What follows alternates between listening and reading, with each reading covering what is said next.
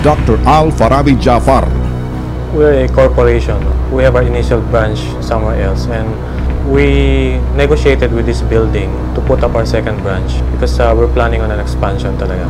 Now, we rented this commercial space without a disclosure from the owner of the building. What we understood was this is just a 5-story building. Tapos bigla na lang nilang tataas ng 12 floors. Dagdag pa ni Doc Al, ang elevator ng nasabing gusali at maging parking lot naging perwisyo daw sa kanyang negosyo. Yun nga, nangyari. Tulad ng elevator na delay because of the extension ng building.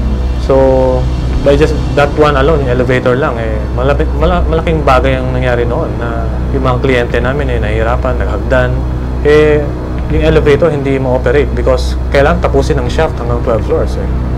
Tapos sa parking lot, wala silang pagparkingan dahil nandun lahat ng construction materials, nandun yung mga construction workers, ang ingay ng loob ng clinic. Napawisyo po kami.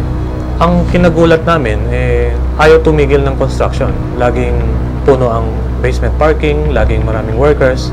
Bago daw nila nirentahan ng unit, hindi pinagtapat sa kanila ng may-ari ng Oracle Residence ang kanilang planong magdagdag pa ng 7 palapag sa nasabing kinatatayang gusali.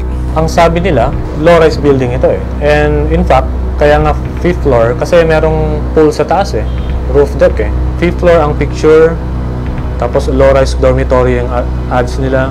Etong naging ugat ng problema. Now, ang nireklamo namin dito is the inconvenience brought to us before. It would have been a different negotiation kung sinabi nila sa amin from the beginning na, Doc, this building is going to be a 12-story building at hindi yung kung anong pinakita nila sa brochure na 5 stories. Ang sa amin lang, kung nalaman namin dati na hindi pa pala tapos yung building, then we could have made the decision before.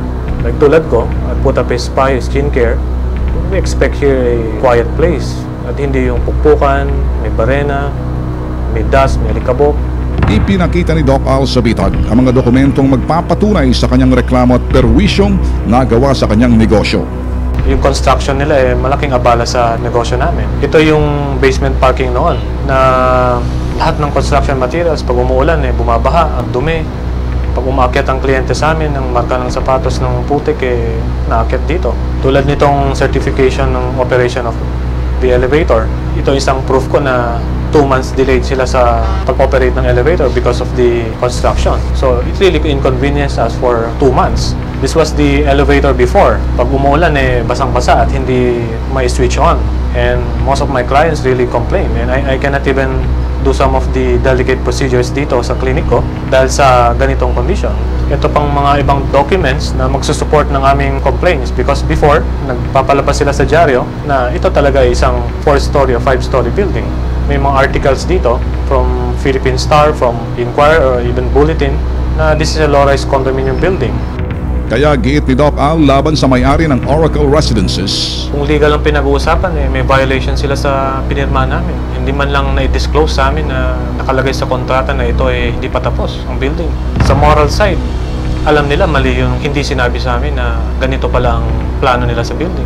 Ang gusto lang naman namin sa may-ari, tanggapin nila yung responsibilidad. It was their responsibility to inform us bilang lessor. Ayon kay Attorney Lou, responsibilidad ng Oracle Residences na abisuhan ang mga nangungupahan sa anumang pagbabagong gagawin sa kanilang gusali. Now, obligasyon ng isang lessor na kung sakasakaling dadagdagan niya, dapat abisuhan niya ang kanyang mga umuupa. At pangalawa, the spa was constructed there dahil nga merong siyang pangako or garantya na 5 palapag lang ang kanyang building, dapat meron sigurong pagbabago na mangyari rin sa pag-uusapan nila nung umupa sa kanya. Dagdag pa ni Attorney Lou, isa sa mga nalabag ng may-ari ng Oracle Residences ay it constitutes a material breach. A material breach in the mutual obligations of the parties, particularly on the part of the lessor. Ibig sabihin yan, siya ay may obligasyon, unang-una sa lahat, na hindi baguhin yung terms and conditions ng kanilang pag-uusap. Kumbaga, yung mga bagay na saklaw sa kanilang pag-uusapan ay dapat galangin noong nagpapaupa. Sa nagawang paglabag ng pamunuan ng gusali, danyos o moral damages ang isa sa mga maaring hingin ng mga nangungupahang naperwisyo. Well, kung napagpasyahan na idemanda ng umupa sa kanya, posible makakuha ng danyos. Naturally, there are losses or may mga kawalan na nangyayari sa isang spa dahil sa pagkonte ng kanyang mga customer. To the extent na nawalan ng income or nawalan ng kita itong spa na to, pwede niya habulin yon. Posible pang humingi ng moral damages and exemplary damages yung tao na napinsala, who is in this case yung may-ari ng spa na doktor. Sumangguni rin ang bitag sa tanggapan ng Housing and Land Use Regulatory Board o HLURB upang malaman kung may magagawa ang kanilang tanggapan sa ganitong mga kaso. Dito, natuklasan ang bitag mula mismo sa record ng HLURB. Yung Oracle, existing building yata yan eh. Yes. Then expanded to another floor. Wala pa yatang lisensya yan eh. Wala pang license to sell yung expansion ng Oracle kasi may mga requirements pa kami. Nire-require namin from the building proponent to get a permit from the local government. Building permit kasi sila yung nag-i-issue ng building permit. Paliwanag ng HLURB, bago pa man kumuha ang isang gusali ng permisong baguhin ang kanilang building plan, nangangailangan muna ito ng permiso mula sa nakararaming bumili o umuupa sa lugar. Requirements po sa alteration is a consent of the majority of the buyers. Whether they are buyer or they are leasing the property, they must have a consent.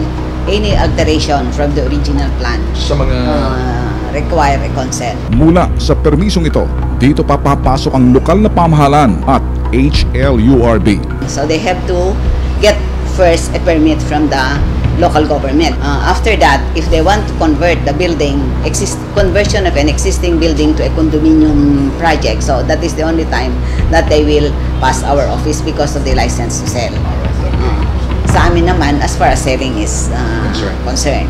Okay. So ang advice ko doon, kaya hindi yata na-approvean sa amin because of the requirements. Kasi they have to give a consent from the majority of the buyers because we have to refer them to the local government because it's the local government that issued them the building permit.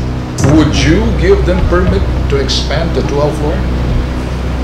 If it is warranted.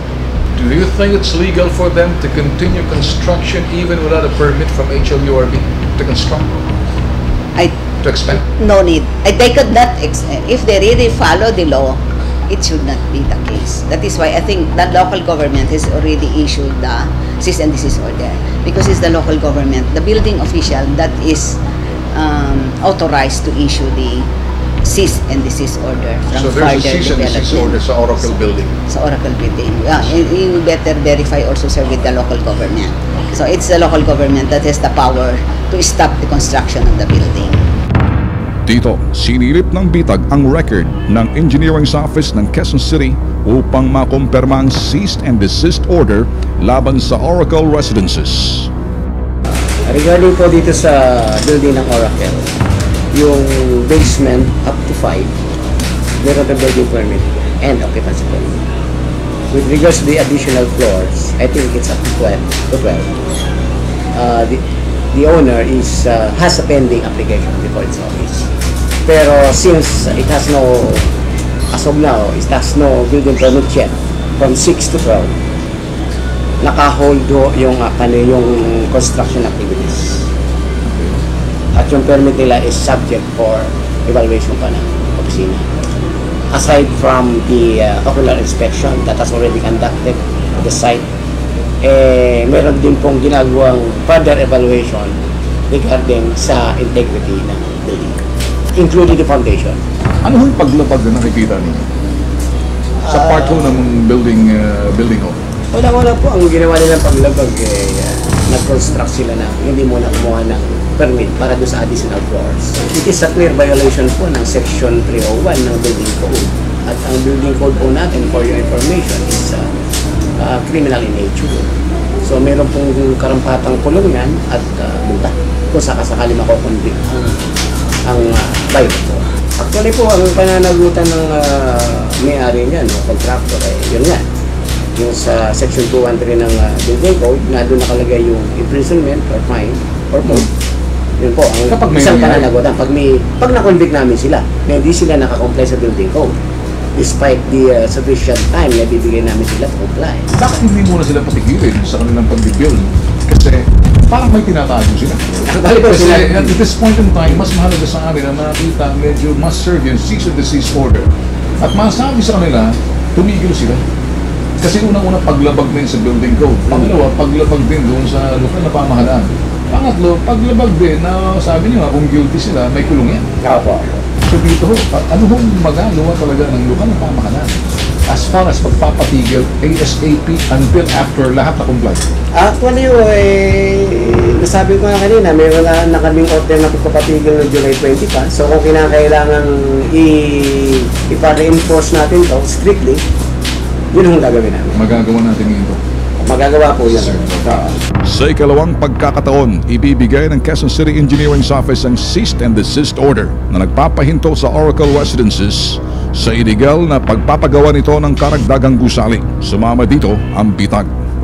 Pagmasdan itong Kolokoy, may lakas pa ng loob na humarang maski Quezon City building permit ang kaharap niya.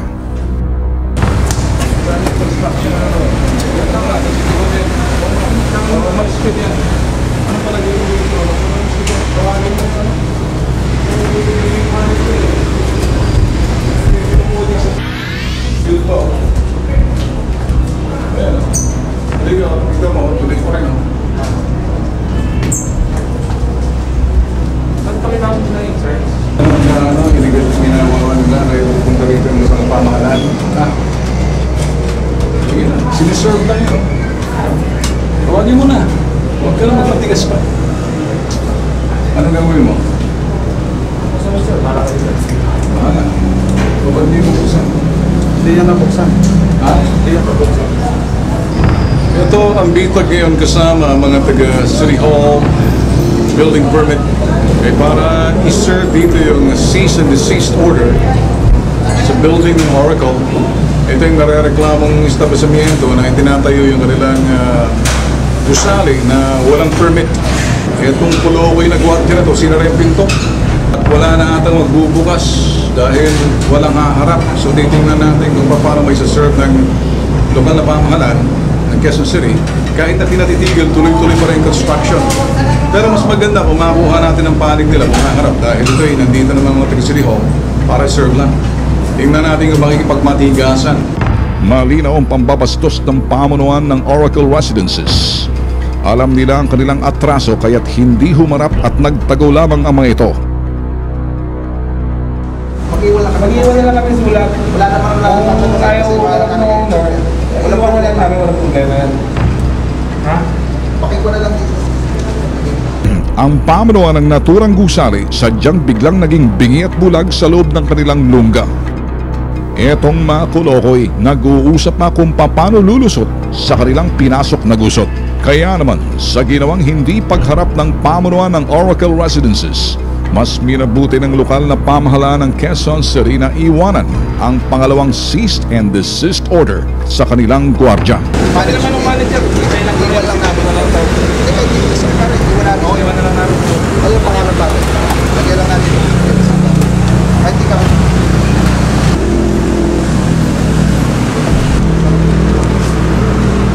Ibigay na lang sa manager. Ibigay na lang ha. Babala ni Attorney Glue sa umuupa at may balak na umupa sa mga gusali. Ang unang-unang dapat gawin ng isang umuupa ay alamin kung ano ba ang kinatatayuan nitong building na to. Una-una, ito ba ay isang building na may pag-asa na tumaas pa or isang building na hanggang doon na lang ang pagpapagawaan.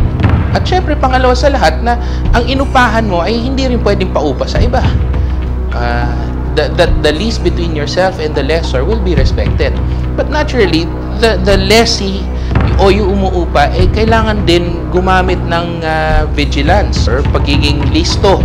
Naturally, they want to seek warranties or mga garantiya galing sa may-ari ng building na itong building na to ay unang-una ay gagamitin lamang kung anong purpose siya dapat gamitin. Halimbawa, magtatayo ng residential at halimbawa yung lessor ay maglalagay ng mga flammable or dangerous materials sa katabing unit. Delikado yung mga ganon.